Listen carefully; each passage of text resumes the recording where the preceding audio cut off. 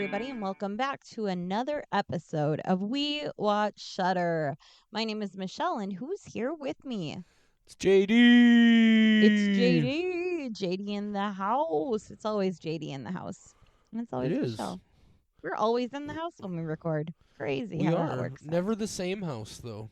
No, never the same house, but you know what? That's okay. We have our roofs in our respective homes that we like. I just want to be under my roof. That's a fun bit of We Watch Shutter trivia where I believe this is episode 168, something like that. We have never recorded a single one of these actually in each other's presence. Yep, except the bonus Because we wrestling hate each episode other, 1. really That's is true. Yeah. why we both love Shudder and we both have incredible movie opinion egos, but we can't fucking stand each other. It's a real Roger Ebert, Gene Siskel sort of thing. Yeah, except way more fist fights if we were in person talking about some of this stuff. Right. Like, oh That man. we don't get together because Michelle is an abusive jerk. Exactly. So like for JD's safety, we have to record literally cities apart from one another. Yeah. We're not even in the same state. No. I mean, it's a 5-man drive to get to his state. I'm in Uganda. Oh, I don't know why nice. Uganda was the first country that came to mind. It's a really fun country to say. It's also far away, as far as I know. Well, lots of countries are far away, though. Anyway, Michelle. Yeah. How do we do this every time? Well, we grab our microphones and then I check to make sure I'm actually recording and recording from the same device. That's step 1 now. And then step Michelle. 2 is we tell them what? No. Oh, okay. I was just gonna try and bring us. No, Jesus, it's already a clusterfuck. I'm bringing it around.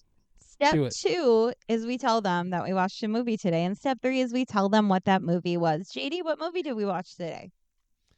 We watched a movie called Johnny Got His Gun. Now, you might be like, hang on a minute, that's not a Shudder movie. You're right. No, it's not. Shudder didn't put out anything new this week, and we got a real, we're really getting a hankering for special requests, guys. So if you got a special request, hit us up on all the various places. But this was a special request that came in. Somebody said we should check out Johnny Got His Gun, which some of you will know as the movie that has bits of it in the famous Metallica music video for the song One, that won some award, or I don't even remember. But it was a very interesting request. I assume, Michelle, this is the first time you saw this film, yeah? First time I've even heard of this film was that comment saying we should watch it and that they hadn't watched it because they knew what happened. So I assume then that means you were you had never seen the Metallica One music video. I mean, if I have, I would not have made the connection to this movie ever. I don't remember. Yeah, I saw that video a long time ago for the first time. It came out, I want to say 1989. I think it was about 1991 the first time I saw it. I have known that those clips in the music video came from a movie called Johnny Got His Gun since about 1992, and I have also never seen it until this request came in. And my immediate reaction, honestly, was, I'm not even sure that's really a horror movie. But that's going to give us also some more interesting stuff to talk about here on this episode, because after having seen it, I think I might call it that thing that we talk about sometimes that's horror adjacent. But man, there's some real rough shit in this movie. Oh, yeah. I am right there with you. So let's give our spoiler-free thoughts first. Do it, Michelle. What are your spoiler-free thoughts for Johnny Got His Gun? I think you summed it up really well in that this is something that is labeled as a war drama. When it was suggested on the page, that gave me a hint that we were going to get into some stuff. And then we did get into some stuff. And luckily, I spent a good chunk of Spooktober watching emotionally devastating movies. And thanks, we Ari Aster. That. Yeah, thanks Ari Aster, and thanks Martyrs and all the other things that are very upsetting that I decided to watch, and I'm still keeping up with that theme. So I love feeling upset. 4.5. Nice. 4.5 skulls from Michelle on Johnny Got Mm-hmm. His Gun. Again, this is the first time I have seen this film. There are certain shots, obviously, that I knew because of their appearing in that video, and that's also part of what made me say there. I mean, there might be more horror going on here than this is a fantastic film on a number of levels. I did a little bit of digging into the way it was received when it originally was released, and saw some criticisms of it that I'm going to talk about more in detail in the spoiler section. That I think some people just missed that certain things they brought up as criticisms were all part of the point of the movie, and we'll talk about that as we get into it. But no, this is first of all real depressing. Is a masterpiece of that concept of letting you create the horrible thing in your own mind, and just surprisingly riveting. I was just drawn into this fabulous movie. I'm giving this a 5 skull, Michelle. I loved this Oh, film. This was fantastic. wow. It's You so have good. I want to been see it. I want to go and watch it again and be like, it's so good. And I'm so glad that was it Jimmy who requested this? I tried to find their name and I couldn't. And I forgot to write Maybe it it down. was So it a Sam? I don't it know. was a But newer well, person who listens, and I'm so right. sorry that I forgot your name, but you know who you are. And you know what? We And know who you are. We've just forgotten your name. so thank you for Thank bringing this you. to our attention. We're I glad remember you the whole suggested it. conversation. I have just forgotten your name. And you know what? What's in a name? A rose by any other name would smell just as sweet.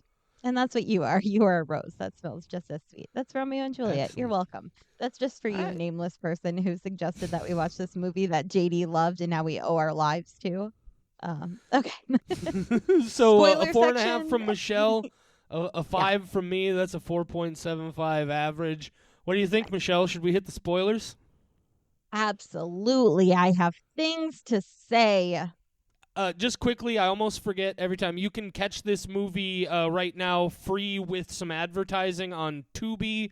I believe it's available some other places, maybe on video on demand if you want to drop $4 rather than watching the advertisements. But it's pretty easy to find. If you haven't seen it, strongly recommend you check it out before we spoil everything. Yeah, and Tubi's ads are minimally invasive. They're less than you would have had watching this on, plain old boring cable TV. So Right. I love Tubi. I'm so glad they stepped their game up. I made so much fun of them when Terror Train came out, and now I'm like, oh man, Tubi has some good stuff, including Johnny Got His Gun. So yeah, shout out Nice. to Tubi. Yes, it was James Pittman was the fella who recommended Ah, this to us. I thought it was a Jimmy. Maybe he's a Jimmy. I don't know. His Facebook name is James. I probably shouldn't have said his full name, except it's on the Facebook, so I guess it doesn't matter. I don't know, Michelle. I should just stop being a person. I would love to stop being a person. Is that an Wouldn't it be option? great? Oh my I wish, god. man. What would you I be? think it's I think it's an option, but it's kind of a permanent choice. Oh, I thought I could transform into something else. I would be a Oh, beanbag. I bet they have okay. really good lives. Just I bet they do. lounging, just fitting into spaces. Okay, spoiler section. We're not Right. changing into beanbags yet. I'm so sorry. But if you want to go check this out, do it. And if you wanted to check it out, you're probably gone by now. So we're in spoiler territory. You had your warning. I am going to sum up this film called Johnny Got His Gun. I Are you can't wait. ready? I am Sweet. so ready, Michelle. Okay, so Johnny got his gun. There's a guy, and his name, surprisingly, is not Johnny. It is Joe. And honestly, that's the biggest plot hole in the entire thing. Like, I can't believe that they did that wrong. But Joe, he is doing some war stuff, and then he loses all of his important parts except his dick. They make sure to say that he covered his genitalia and that he saved that. But both arms gone, both legs gone, his head is gone and is just a hole. That's terrifying. And the whole movie, he's in this little tent. thing to protect all of his vulnerable bits. And I'm like, man, I want to see the hole. And they never show it to you. And you know what? That's really smart because in 1971, they would never have been able to meet my expectations. But I still wanted to see it. I wanted to see like just the cerebellum and nothing else. So the military are keeping this guy, not Johnny, alive. And they have declared that he can't feel anything. He's basically dead. He's not aware of the world anymore. And they treat him as such without any social interaction and just kind of seeing what would happen if they keep this torso alive. And then, oh, not Johnny, is aware of everything. It's basically locked in syndrome, except worse because no one cares if you're locked in. They think that you are permanently locked in and that you're not aware of anything and that you are just a stump of a human. And Johnny is just reminiscing about things with his previous love. And then he hangs out with Donald Sutherland, who is also Jesus for some reason. And it's just a lot of flashbacks between things that are happening and him just being like, man, I'd like to escape. And then eventually he figures out how to communicate with them in Morse code. And they don't believe him at first, but then they realize, oh man, no, this guy's alive and he just keeps spelling kill me. We should probably ignore the problem and it will go away. The end. Yeah, it's fucking bleak. Yeah. uh, We just quick recently note. talked about birth Mhm. slash rebirth, and I Right. had said I have a very specific medical horror like thing where like that's a Yeah. niche that really gets to me, and then we Mhm. watch a fucking locked in syndrome film. Oh my god, that's a horrifying possibility. I don't like it. Yeah, No, thank it's you. yeah, that's and that to me is a big part of why overall this might not be, pure horror through and through, but that is just that concept is one of the most horrifying things. I did Ugh. want to point out right away, the reason the story is called Johnny Got His Gun is because Johnny Get Your Gun was a slogan used to get young men to enlist in the military in the late 1800s, early 1900s, especially going into World War One, where this is, where Joe goes off to. So that's where the title Uh, comes from and why his I name isn't remember. Johnny. Yeah, I remember that slogan did not make the Yeah, connection. Okay. Well, he yeah, still should have been named John instead of Joe. I yeah, stand by that. How dare they? and yeah. So like, imagine this. So like, you're in the war. You're doing what you can, and we find out, because they sort of drift around here. We occasionally get drug-addled flashbacks and dreams from Joe that fill in some of the backstory, and eventually we find out that literally, like, so much of this movie is centered around the arrogance of military command, right? Like, the whole reason he got blown up in the first place is because this dude who is like the leader of these soldiers in a trench in World War One decided it was more important to send his living soldiers out to bury a dead soldier's body that was rotting and creating a nasty smell. And they tried to tell him, like, we're gonna be sitting ducks, right? You want us to go out there and just like all because you just can't handle the smell? This is war, brah. And he was like, "No, that's my orders." And they went out and they got blown the fuck up. Dude loses both of his arms, both of his legs, the whole bottom half of his face, and then this arrogant fucking prick military general doctor comes in and just says, "Oh, I'm infallible. I can assure you there's absolutely no way he has any consciousness whatsoever. There's no way that this is anything but a vegetative state that just his body continues to operate because of his medulla oblongata still functioning."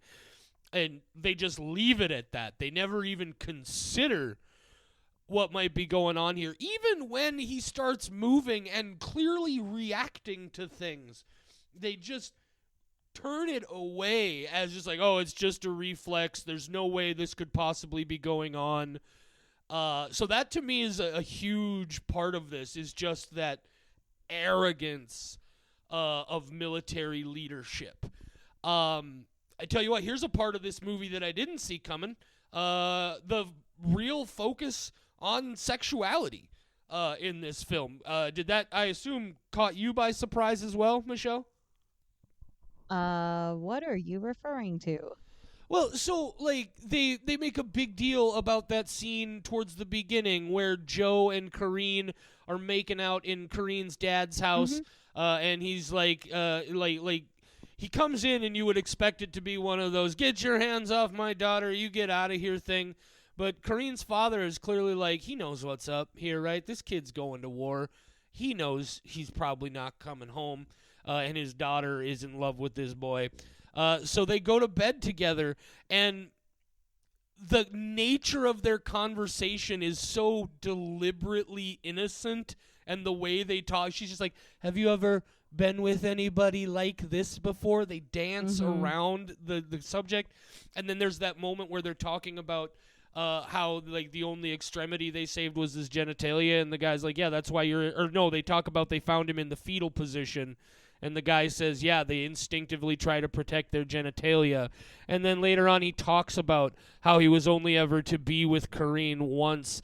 And there's that whole thing that really took me off guard, where the new day nurse just decides to give him a hand job one day, out of the apparently the kindness of her heart and sympathy, which I totally get. Like I can see that. Like she's the one who believes, the first one who actually believes he's trying to communicate, and she's the one who figures it out by writing on his chest. And I could see it was a little bit over the top, but I could see that mentality, right? Like, this guy has no arms, no legs, he can't talk, he can't hear, he can't see anything. All of his senses are completely shut down except touch. And so she was like, well, yeah, this is maybe you can at least feel kind of good for a few seconds, right? But there's a very strong focus on that. And I just found that an interesting part of this. But I also felt like the way so much of it at the beginning there, like, did you feel at any point like this movie was like overly trying to be very innocent and tame in a lot of ways? Did like it felt like, obviously there are some more extreme things, but like that sequence where Kareen is very much dancing around what they're talking about, there's a real vibe of extra pronounced innocence in a lot of this. Did you get that as well? Yeah, because a lot of it is his relationship with Kareen, and then his father. He's kind of older, but yet he's still being treated like a little boy with that fishing pole. There's a lot of like showing how innocent he was, and then this happened to him. Not in a bad way for me. But it was definitely like trying to show like this kid has done nothing wrong, and now look at his life. Yeah, I definitely picked up on those vibes. Right, and to me, like I said, I read some reviews of this, and some thoughts on it that came out at the time, and they sort of talk about how it's not the most nuanced or anything, but I feel like that's deliberate in this movie. I feel like Hmm. they're over exaggerating the innocence of this at points to drive home that idea, right? Of just young men uh being shipped off to battle en masse like cattle, right? Just the innocence, to to then emphasize the destruction of that innocence, right? And the just the terrible nature of what these, there's this fucking brilliant moment where I believe it's in one of the flashbacks where Joe is talking to his father or somewhere along there. I apologize that I don't remember the details. They literally just come right out and say, why don't they ever send the old people out to fight, you know? And it's a brilliant exchange. The anti-war sentiments are absolutely there. I feel like there's also just a general kind of stabbing at overall American culture, and our overall patriotism and that sort of thing here. Also, what we consider status, with that whole thing where the father's like, The only thing I have that means anything is this fishing pole. And I love this fishing pole more than I love my son. This gives me status. Anybody could have a son. It's just, it has a lot to say. Yeah, and it's clearly anti-war, but not in a way that is like in your face. And I always appreciate that when a message is so nuanced that it gets through very clearly, despite not being about that. It's indirectly about that and showing how this affected this young kid and clearly like takes a stance. But yet is you can say like it's not really a war movie, despite it's saying it's a drama war film on IMDb. It's not really a war film. It Right. is horror adjacent. Yeah, yeah. We can get into that a little bit. this is very much horror adjacent.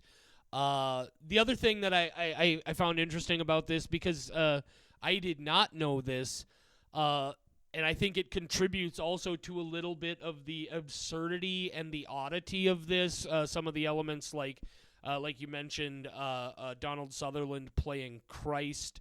And there's that whole scene where he's there and there's all those other soldiers and they all already know how they're going to die. And they're talking about that. And then they're like, hey, why's Joe here? He's not going to die.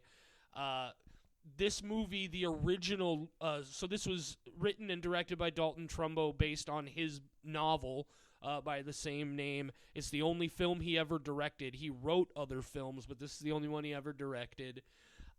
And Dalton Trumbo was one of the famous Hollywood 10 that originated the Hollywood blacklist put together by the House Un-American Activities Committee back during the Red Scare years. And I feel like a certain amount of that innocence, and though especially in that opening scene where they never come flat out and say what they're about to do, and she's like, have you ever been with anybody like this? And he's like, oh, have you ever been with anybody like this? And just the way they dance around it, I almost feel like that's a deliberate commentary from Trumbo and Buñuel about like the Hays Code era. I don't know how much you're familiar with just general film history. Are you familiar with the Hays Code, Michelle? I have no idea what that is. There was this whole era after the early years of cinema where this oversight board was established, and there was the Hays Code, and it was all these rules that had to be followed. If you've ever watched any like older TV or older movies, Leave It to Beaver, that sort of thing, and wondered why the parents share a bedroom but they sleep in different beds, that's a Hays Code thing. Things you were allowed to say, things you were not allowed to say.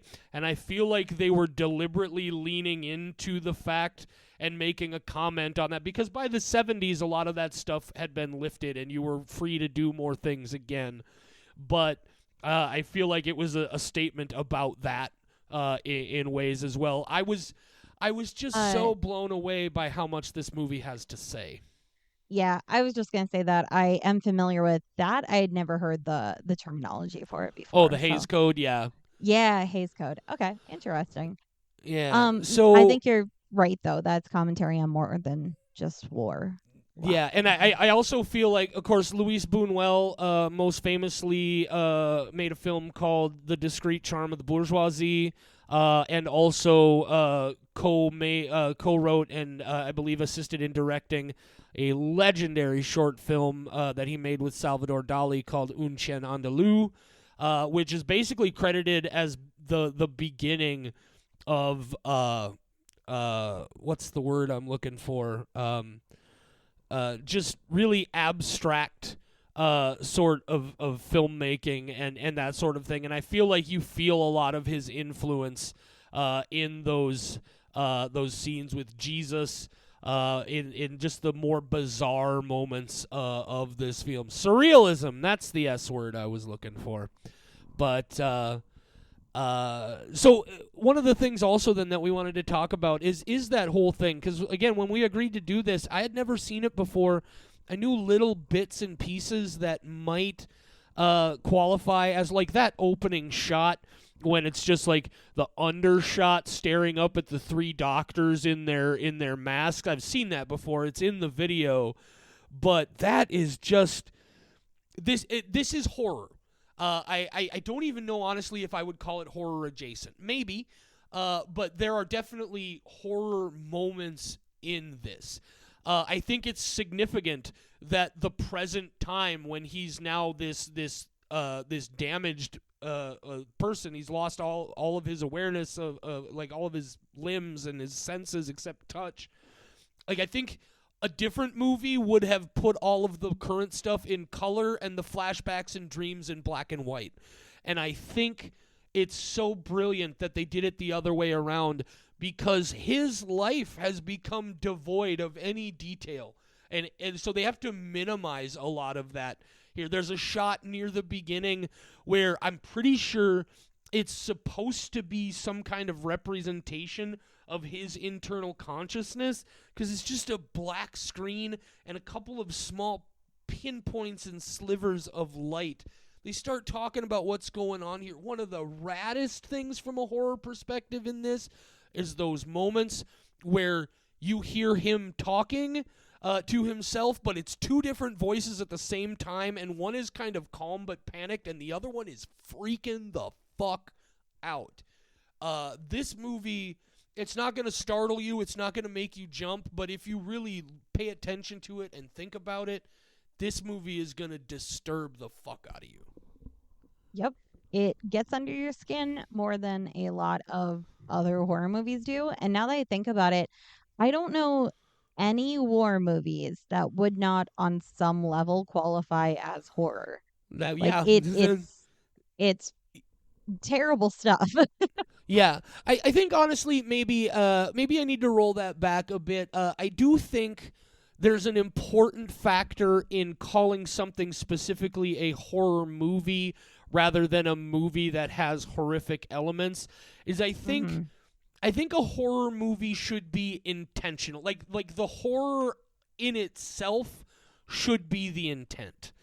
And obviously there can be a message there, but there should be a consistent focus on the horror. And so there are definitely horrifying moments in this, but it does drift into other tones, other kind of ideas.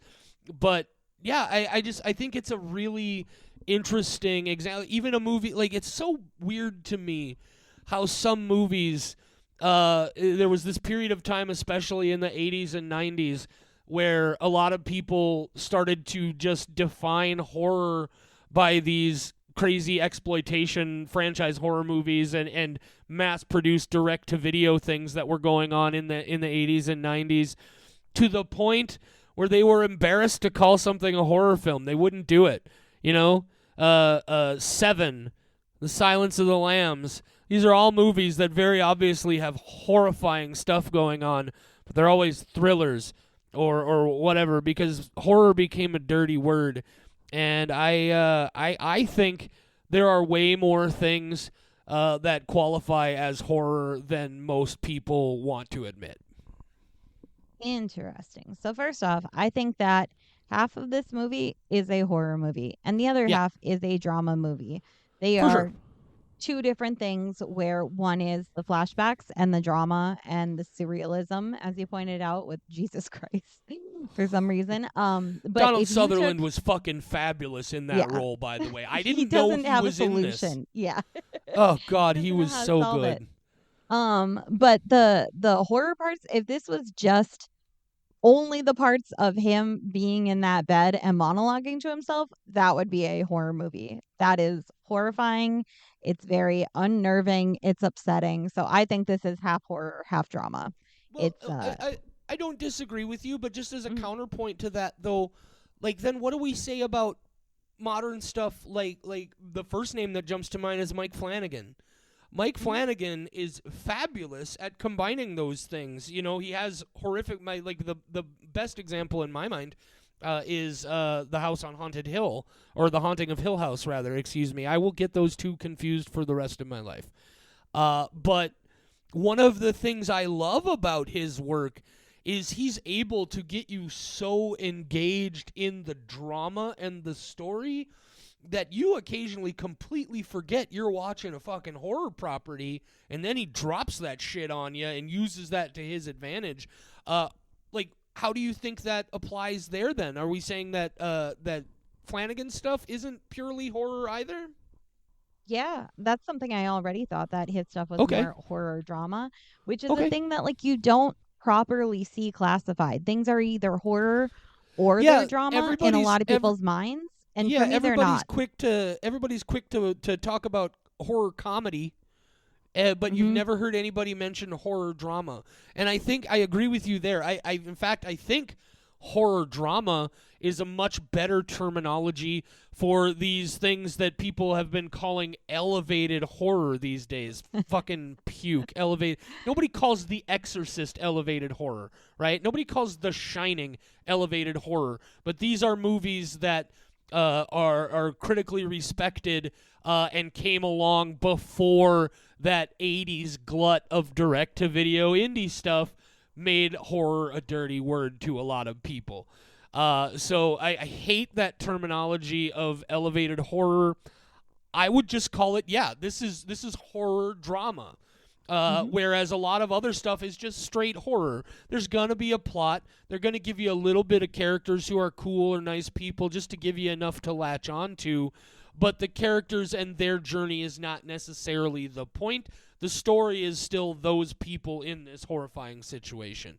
So I agree with you there. I think that's a new terminology that has been staring us in the face for years and years and years, and somehow nobody has ever latched onto it.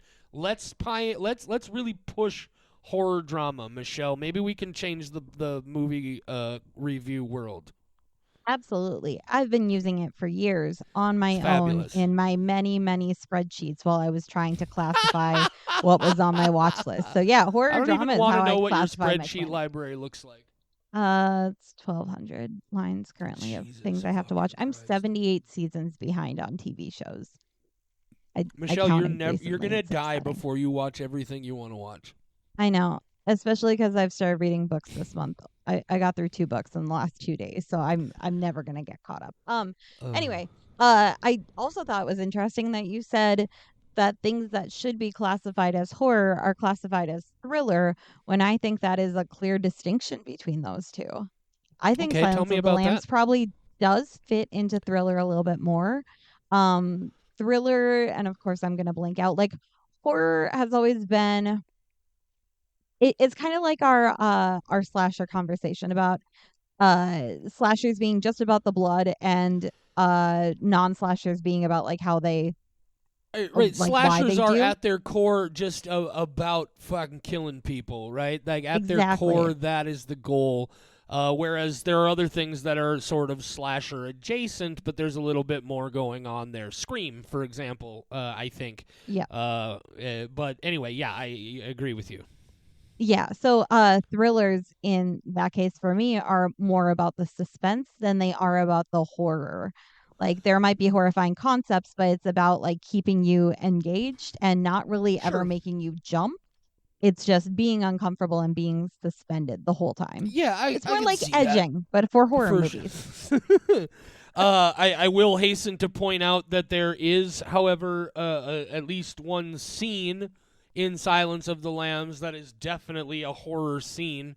Mhm. When, well, I can't imagine who hasn't seen Silence of the Lambs, so I won't bother to spoil it. But holy shit, Are the lambs not silent?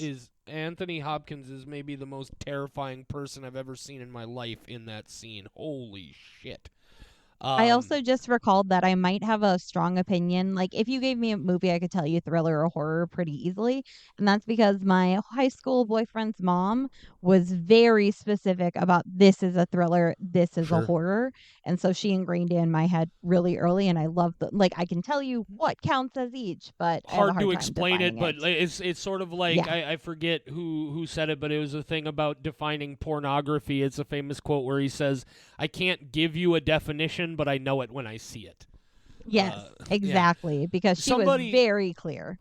Yeah, somebody pointed out to me one time an easy soundbite kind of thing that obviously doesn't hit the nail on the head, but it at least gives you, I think, a really solid at least starting point for understanding the difference between horror and thriller.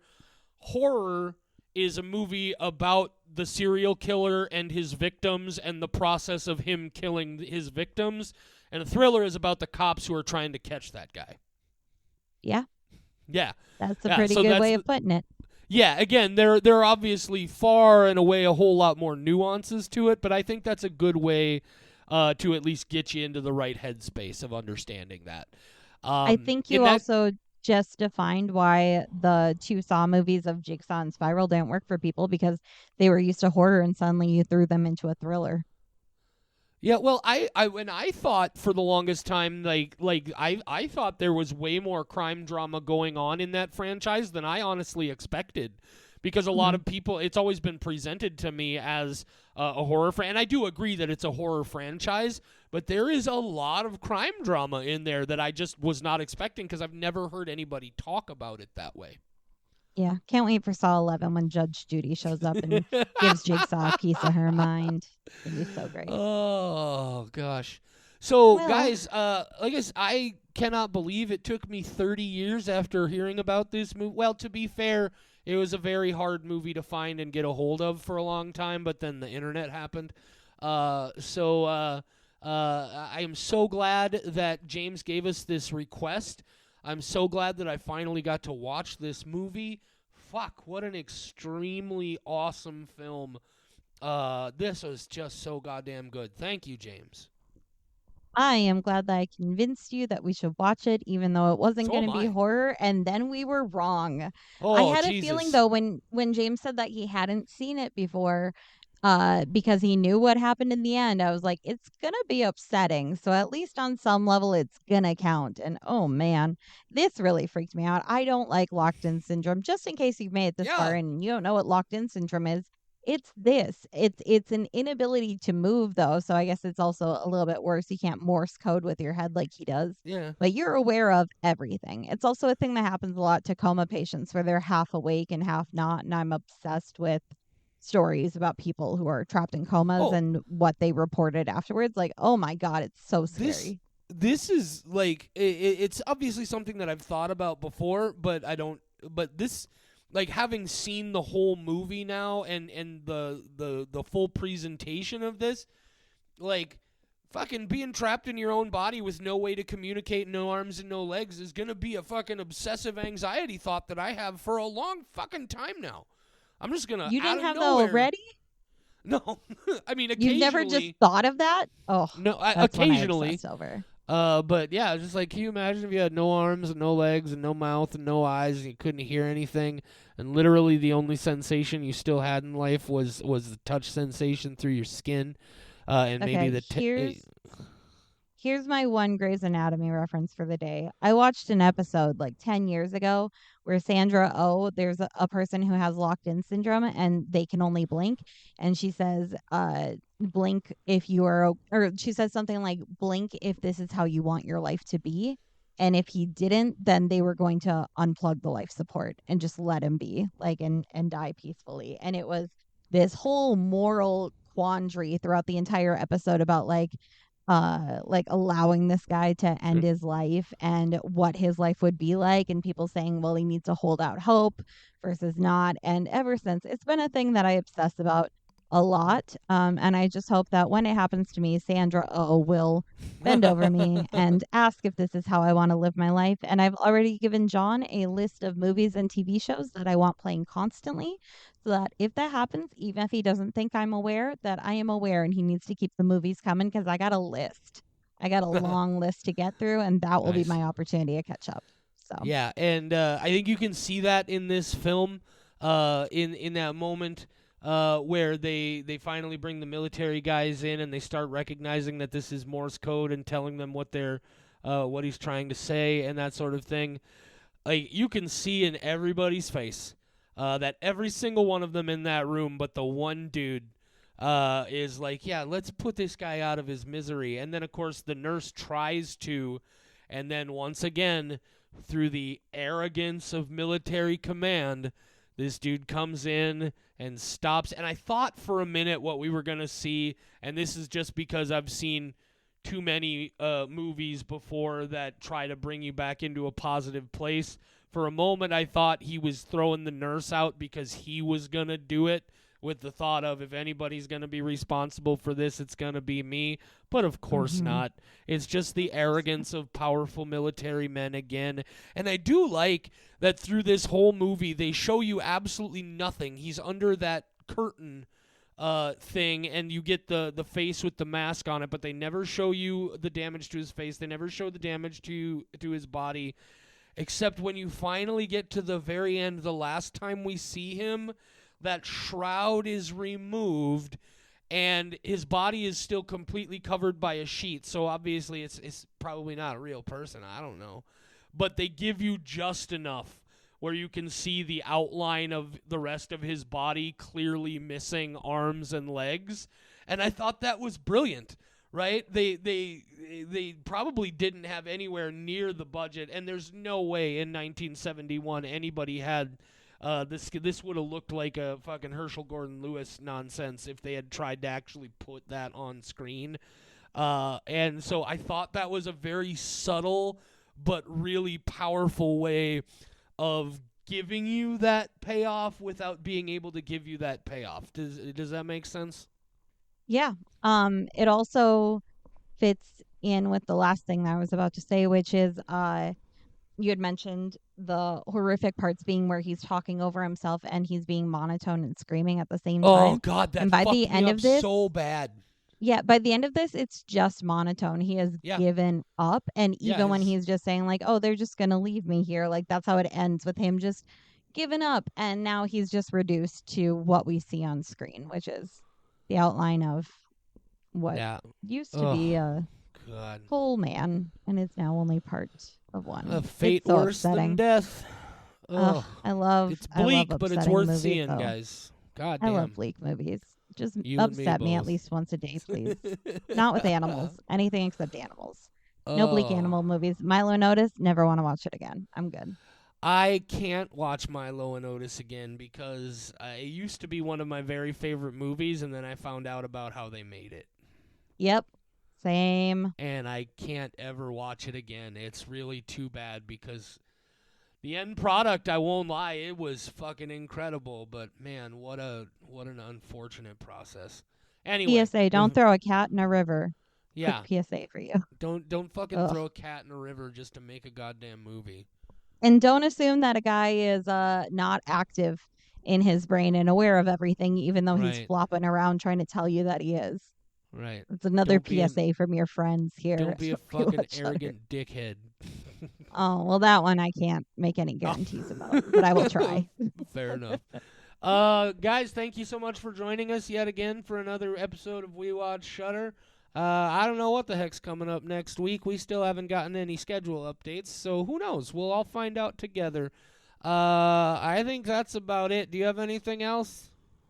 Nope, just my usual. Well, then say goodnight, Michelle. Good night, Michelle.